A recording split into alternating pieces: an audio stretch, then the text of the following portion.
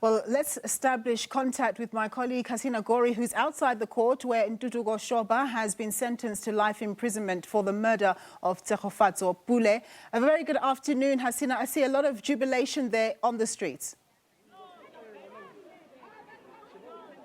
Good afternoon, Nompu. Yes, a lot of jubilation, but also emotions running quite high here outside the Johannesburg High Court, where that sentence of life imprisonment was handed down. It started with tears flowing in court from the family, as well as those who have been supporting the family of Tshegofatso Pule, but also political parties being here. And I want to bring in some of the community members that are here, and I want to ask camera person Mashudu to show you just the scenes outside. What happened is that we've seen some of the members of the political party, the EFF, as well as those from the community really clashing at this moment. We're going to try and get a sense of what is happening here. We've seen them had earlier on having to be kept apart by police officers as well as security. Right now, they're still, continuing from both sides. Really, being something that come out from here where both sides of the spaces are, clashing with each other.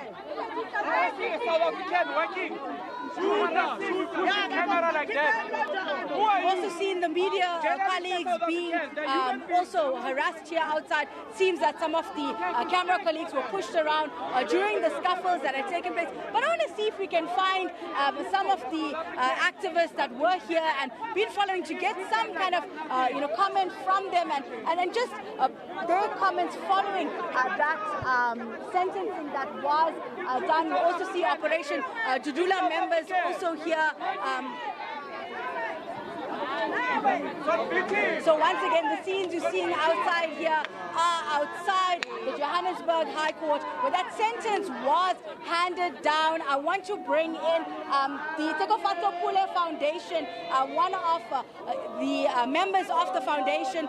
We're here this morning, this afternoon. It's been quite an emotional day for you, for the family. I saw you crying, as we came out of court, tears of joy, of happiness. Just tell us how we're feeling before we get to what we've seen take place here on the streets. I think the most beautiful words today that I ever heard were, for the rest of your natural life.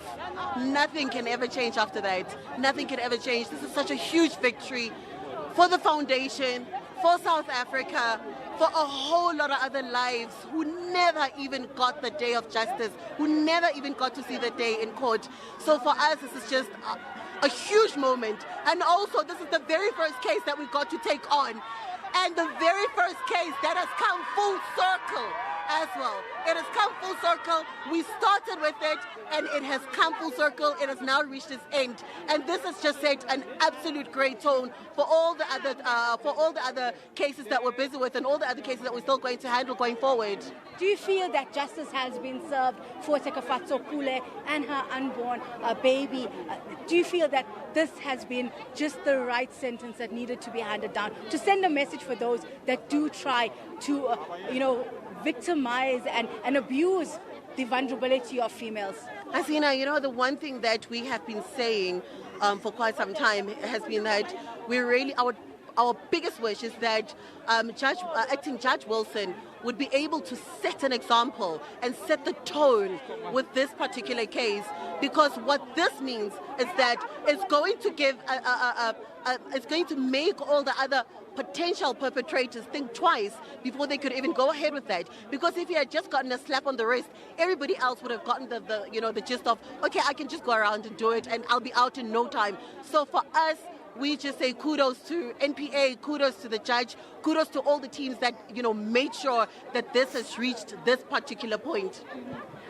Have you had a chance to speak with the family? I don't see a lot of them here, as usual. Have you had a chance to speak to them? How are they feeling, with this sentence? Some of them are still inside. It's tears. There's still church groups that are still with them inside. it's a lot of prayer and a lot of thanksgiving, but also there is something happening back at home. So when the family leaves here, they won't have time to address because we still have something quite important that's happening at home.